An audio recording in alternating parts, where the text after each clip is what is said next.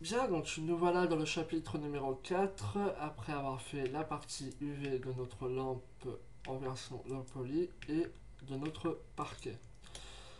Nous allons maintenant voir donc la partie lighting de notre lampe du modèle high poly, donc qui est pour rappel dans le layer numéro 1.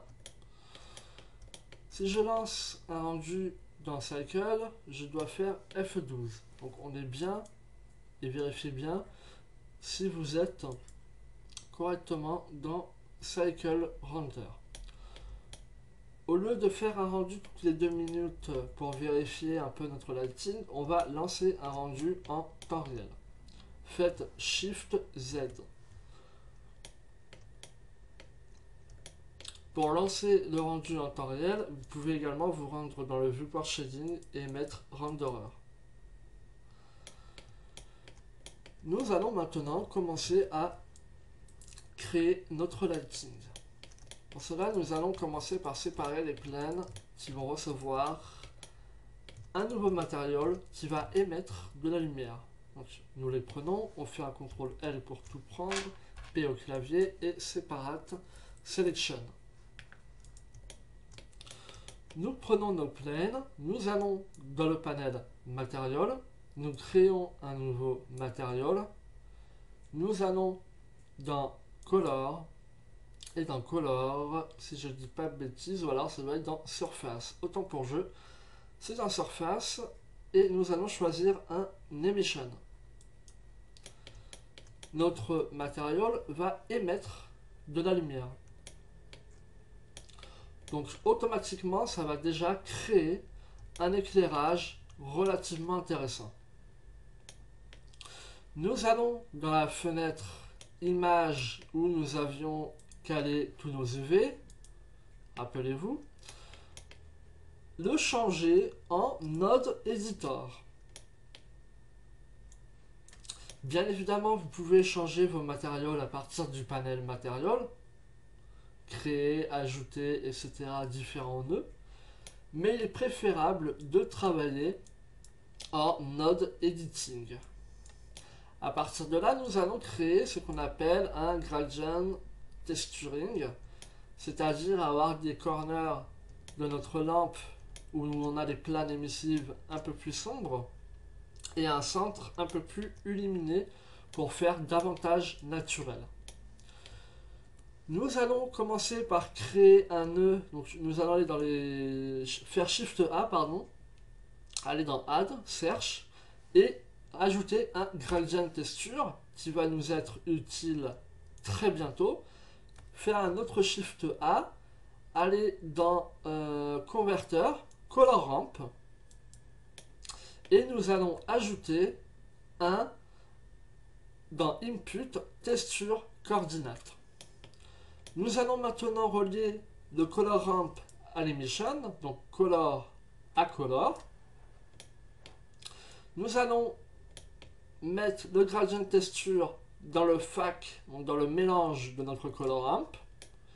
Et nous allons, dans Texture Coordinate, relier UV à vector du gradient texture. Maintenant, dans Gradient Texture, nous allons mettre Spherical.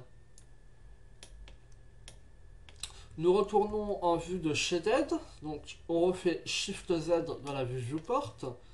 Et sur nos planes, donc nous allons tout choisir, donc faites A, faire un U et une wrap.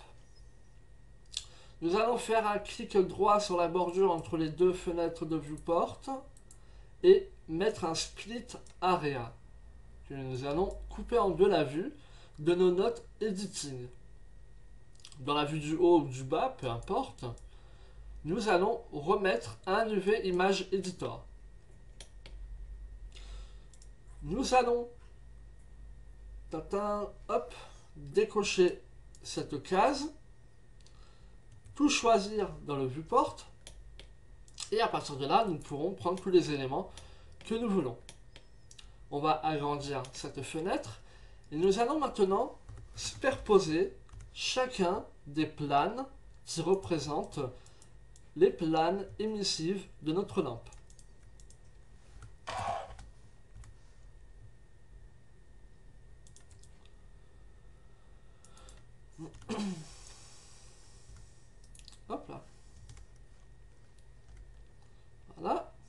On fait un S, X au clavier, non raté, c'était Y.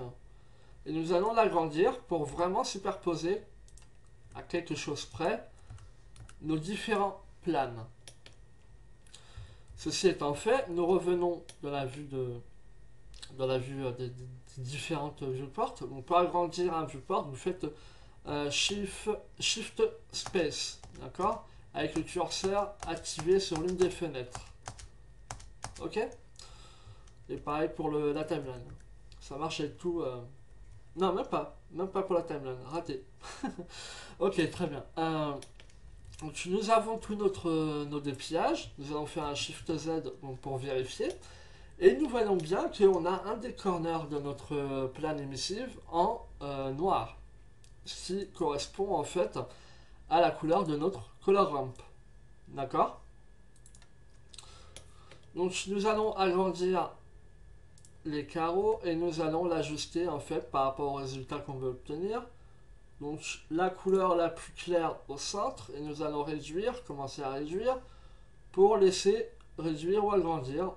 Hop, dans mon cas c'est agrandir pour laisser voir apparaître les corners en beaucoup plus sombre. D'accord, ce qui fera beaucoup plus naturel, vous le verrez.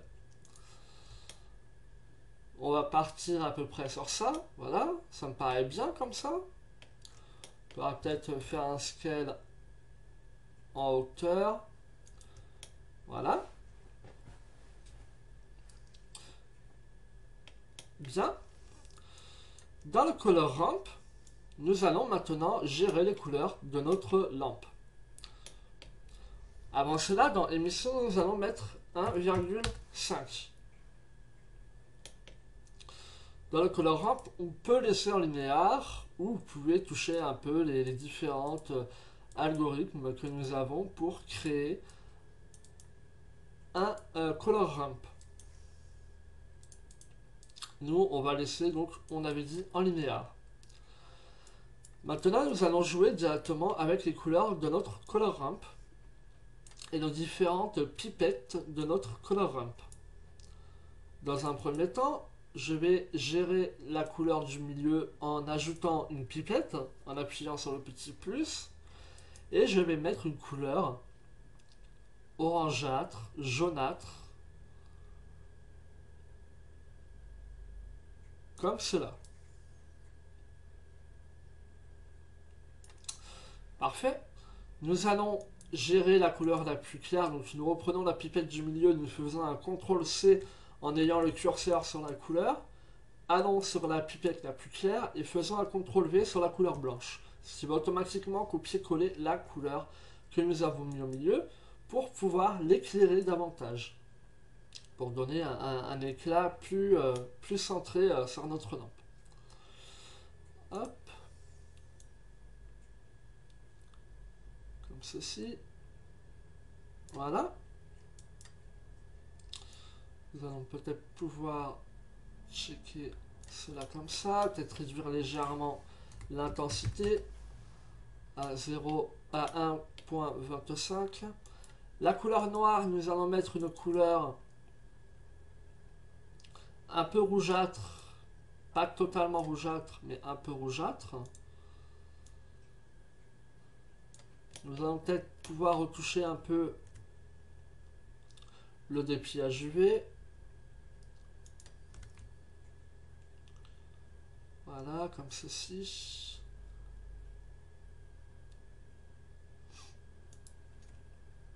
Peut-être mettre en ease.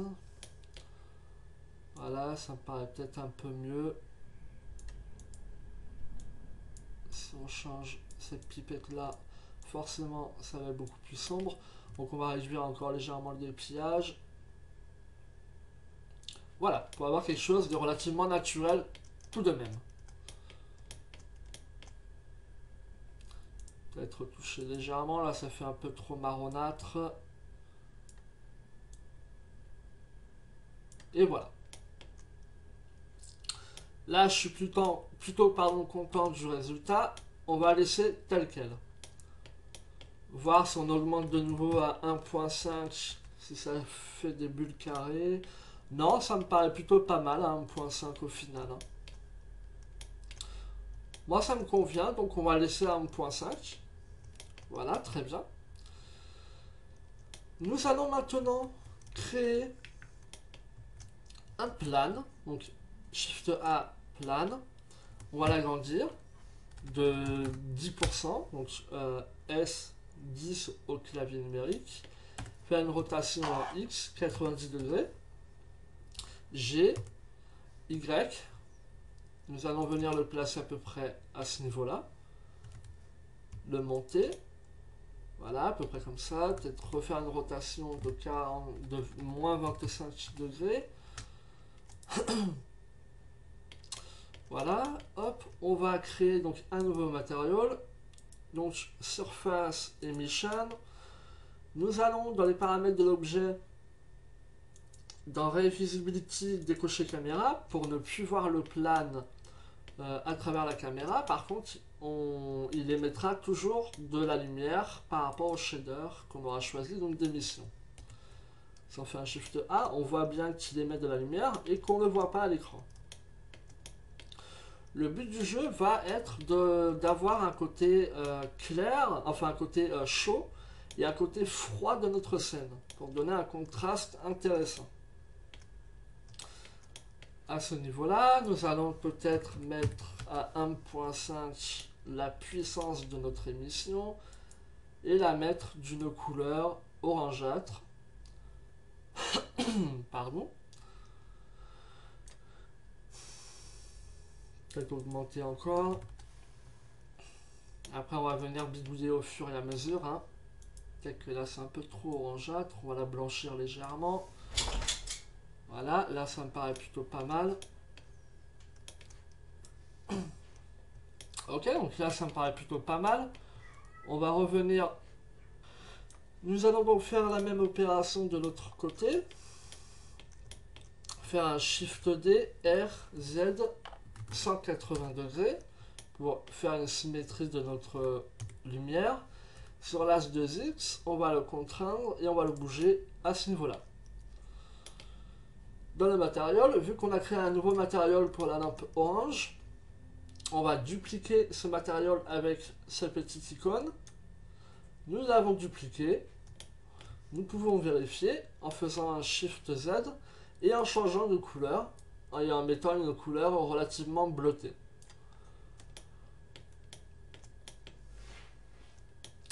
Ça commence à devenir relativement intéressant en termes de couleur.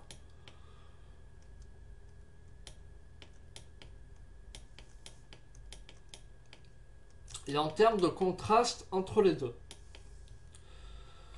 Nous allons pouvoir commencer à créer donc une nouvelle lumière. Donc add, nous allons dans lampe, point. Nous allons tout simplement la lever davantage pour la mettre à peu près à ce niveau-là. D'accord? Donc entre les deux étages de barreaux, faire un Shift Z. On voit bien qu'on a ajouté une lumière qui émet des ombres. Donc le 6 va être on va dire l'intensité des ombres. Si on augmente par exemple de manière relativement forte la lumière, on voit bien les ombres qui sont relativement nettes. En fait, si on augmente le 6, on voit que les ombres sont davantage diffuses. Si on met vraiment à 1 par exemple, on voit que les ombres sont davantage, sont moins diffuses, pardon, justement, que avec un 6 un peu plus petit. D'accord? On le voit notamment, et on le voit même très bien à ce niveau-là. D'accord? Donc, on va mettre une valeur apparemment relativement grande à 2500, ce qui va limite cramer notre plancher, ce qui n'est pas forcément ce qu'on veut. Le 6, on va mettre à 0,1 pour le moment. On verra s'il faut changer après. On va mettre une couleur relativement orangée, pas rougeâtre, mais bien orangée, voire même légèrement jaunâtre. On va peut-être baisser la valeur à 2000. Là, ça me paraît un peu plus sympa déjà. Après, de toute manière, quand on fera le texturing dans le chapitre suivant, on viendra retoucher le lighting en conséquence du texturing qu'on va faire. On va dupliquer cette lettre, donc Shift D, Z, et nous allons la monter. On va refaire un Shift Z pour voir dans le viewport. On va venir la placer à peu près ici. On refait une prévise. On va peut-être augmenter sa valeur. Par contre, à elle, à 4000.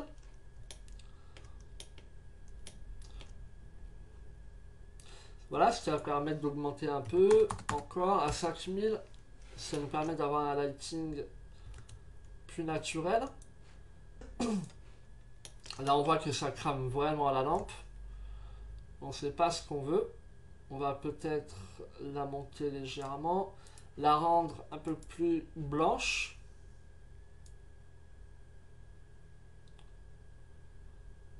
Hop là. Comme cela. Non, là, elle est un peu trop rougeâtre. Voilà, comme cela. On va peut-être pouvoir venir mettre... on va déjà décocher Cache Shadow pour cette lampe du haut. On va peut-être pouvoir venir ajouter une HDRI. Hop, hop, hop, hop, hop. Alors, on va aller dans Monde, donc dans World, Preview et Surface. Preview va nous permettre de voir la preview de notre environnement. Donc, si je mets une couleur marron, notre environnement sera marron et cela va générer un éclairage plutôt marronâtre. Ou on peut mettre une HDRI. Alors on peut gérer directement à partir d'une couleur, donc pourquoi pas mettre une couleur un peu jaunâtre pour ambiancer un peu. Ça peut tout à fait le faire. C'est d'ailleurs ce qu'on va faire au final. Mais je vous montre comment mettre une HDRI. Dans Color, nous allons mettre un environnement texture. Dans l'environnement texture, là c'est violet car nous n'avons pas de lumière, d'image HDRI, autant pour jeu.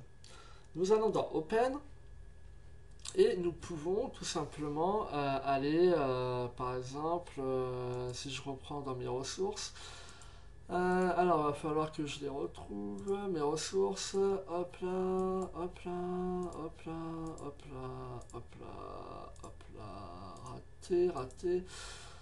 Ça va être dans projet perso. On va par exemple mettre l'HDRI du microphone que j'ai fait dans Shader, il me semble. Alors dans Shader, j'ai une HDRI.hdr, donc si je la choisis, paf, voilà.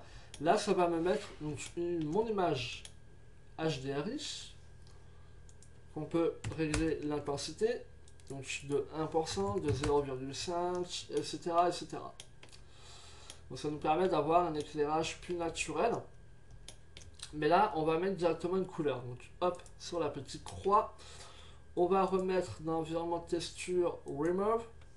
Et là, on va pouvoir mettre une couleur un peu rougeâtre, marronâtre, pour donner une couleur d'ambiance en fait générale. Si par exemple je décide de ne pas vouloir le voir dans mon viewport, tout simplement on irait dans Ray Visibility et décocher caméra. On peut le laisser ou on peut le décocher, c'est vraiment comme on veut. Si je mets un strength, donc une puissance de 0,850, on va peut-être la rendre davantage blanche. Voilà, peut-être légèrement rouge jaunâtre plutôt.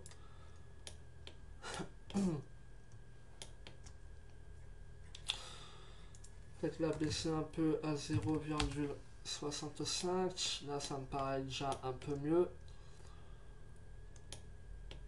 On a des côtés beaucoup moins éclairés sur les planes. On va peut-être pouvoir mettre à 2 l'intensité.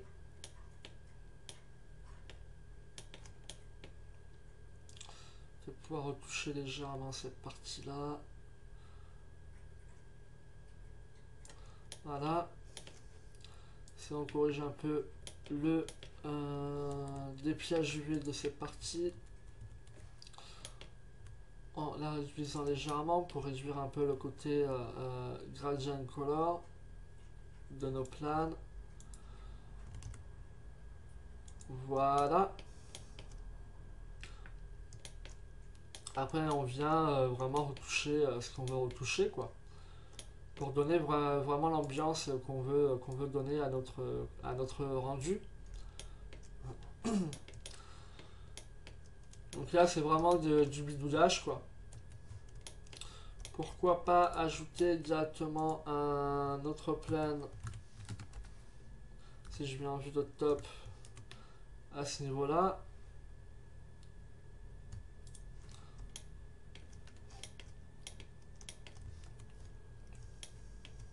On va légèrement le monter.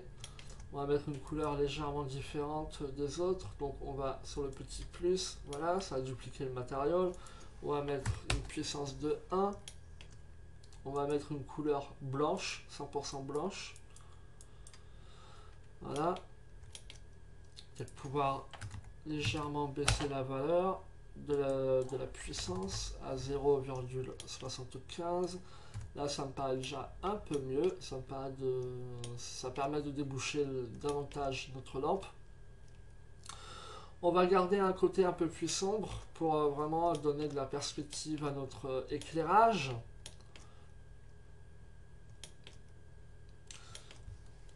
On va peut-être venir sur l'image editor, mettre une vue 3D pour directement travailler également avec une vue 3D pour ne pas à chaque fois revenir en mode shaded et revenir en mode renderer. Ce qui va nous permettre de modifier certains paramètres plus rapidement, notamment les couleurs de nos éléments, de nos lumières, tout du moins. C'est une puissance de 2. Là, ça me paraît plutôt pas mal en termes de contraste entre les deux. Si on prend l'autre plane, on met également une puissance de 2. On va venir coller une couleur davantage orangeâtre. On va augmenter légèrement la clarté de cette couleur. Voilà, après on viendra retoucher un peu les maps à la fin. Les maps qu'on aura backées un peu plus tard dans la formation. Donc là, ça me paraît plutôt pas mal en termes de base d'éclairage. Après, il évoluera au fur et à mesure qu'on va faire le back, enfin pas le backing, le texturing dans le prochain chapitre. Il va évoluer légèrement, on fera évoluer, puis après on backera différentes informations comme l'ambient occlusion qui nous permettra d'avoir des informations d'ombre de base, également des informations de shadow pour avoir les shadows, les ombres au sol davantage marquées. On sortira une map, tout du moins on va créer une map d'illumination qui va nous permettre d'illuminer davantage notre parquet pour avoir un impact plus important de notre lumière. Là, vous verrez qu'on va vraiment perdre en intensité de lumière en mettant une texture de bois sur le parquet, mais je n'ai pas envie d'augmenter l'intensité de la lumière qu'on a placée là, sinon elle va cramer la texture du bois de notre lampe. Donc nous allons voir dans le prochain chapitre comment mettre en texture notre modèle iPoly.